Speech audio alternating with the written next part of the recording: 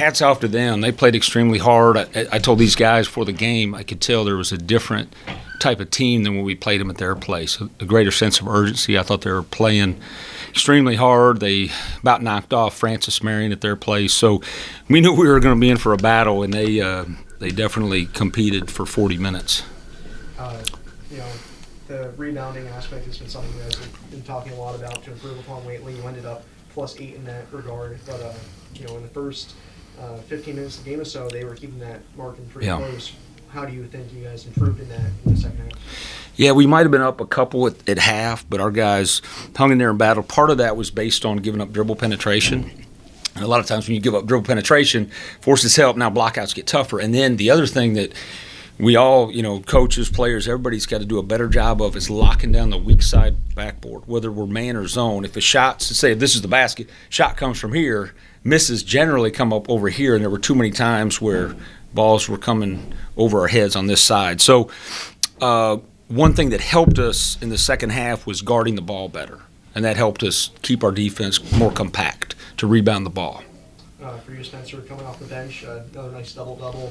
At the end of the first half, flying high and getting that putback as the buzzer went off. What was kind of going through your head? See the shot go up, kind of looking at the timer, figuring out how much time you have to pull. Before I went in, before it even started, I noticed right away what was on the clock.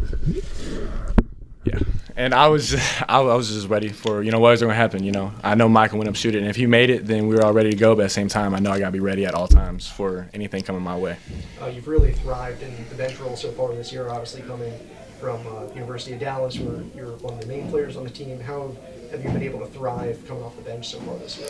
Well, it kind of just starts in practice. I gotta just get in the mindset, and then just when I'm out there, just do my thing. I'm not really worried about my minutes. I'm not worried about what's going on. As long as we're winning the games and we're going forward, that's really all I think I can ask for. Coach, back to you. Looking ahead, Wednesday's game obviously against USC Aiken, probably the biggest, most high-profile name you guys have played so far this year in terms of the record. Do you think that had any impact looking ahead past Georgia Southwestern today? I don't think so. I think these guys are, mature enough to know that every night in the Peach Belt is going to be a battle. And Georgia Southwestern showed that tonight. So, I think human nature sometimes that could creep in a little bit. But I know, if our guys didn't feel it coming into the game, I think by that first media, they understood that we were going to be in for a battle. And Akia, you knocked a head or something like that when you had to come out of the game. He's hard-headed. He'll be fine. After that happened, what were you kind of thinking? Because you came right back out when you were put back into the game, and we've had 4 straight points off of that.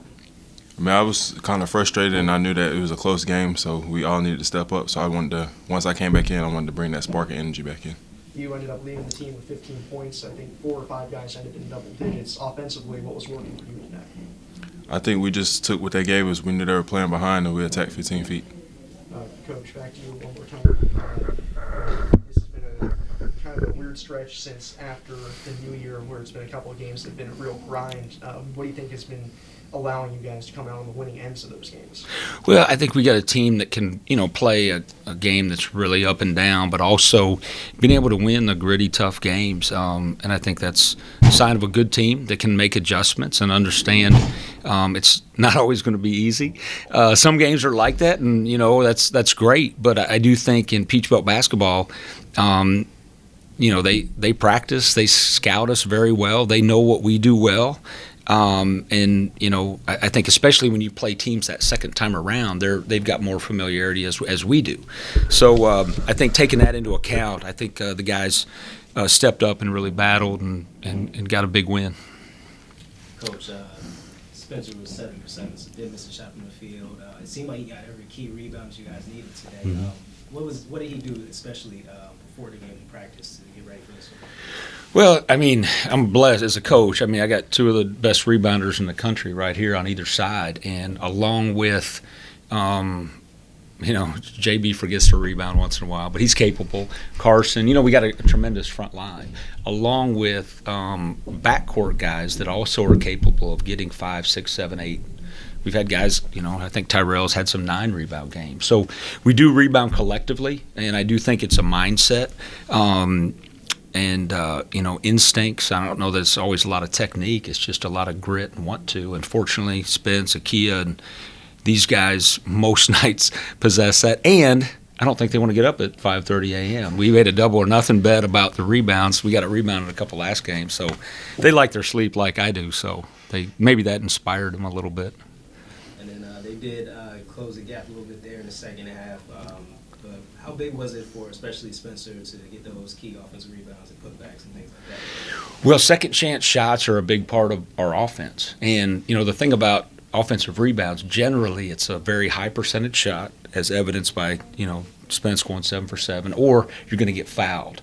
Or sometimes you get an offensive rebound and kick it out for an open jumper. So a lot of good things happen, but it starts with what Akia said early about attacking and not settling, not playing around the fringes, having the toughness to post up, which these guys did, and the guards attacking. Doesn't mean we're not going to shoot threes, but as long as we play inside out, we'll, shoot more free throws, rebound better, and it's going to help us across the board. And then Spencer, so this is one of the best games that you had here. I know coming off the bench is a little hard to get it going, but how did you, from the jump today,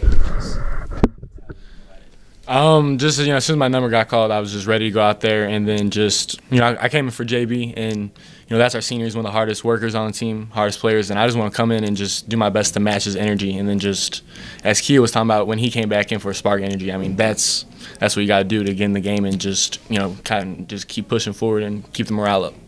It seemed like every time you guys built up the lead, they tried to whittle it away.